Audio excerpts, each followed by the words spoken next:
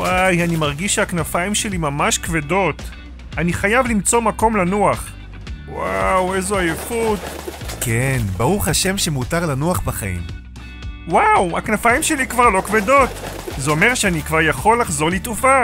ביי ביי, להתראות.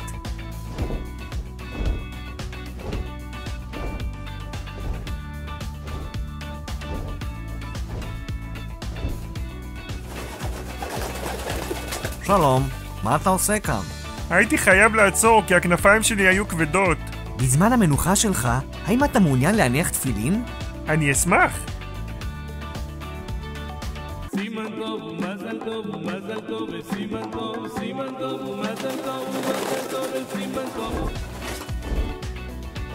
שלום, מה שלומך? בסדר, מה איתך? הגעתי למסקנה שאחרי שהתעופפתי הרבה ללא מנוחה, החלטתי שאני חייב לנוח בשבת. אתה יודע שיש מקום מיוחד של מנוחה? מה הכוונה למקום כזה?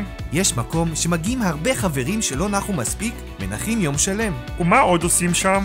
יש אוכל ממש טעים, שרים ורוקדים. וואו, נשמע מעולה! אפשר להצטרף? בוודאי, אנחנו יותר מנשמח שתצטרף. שיהיה לכולנו שבת שלום! לקראת קלה, הנה שבת נקבל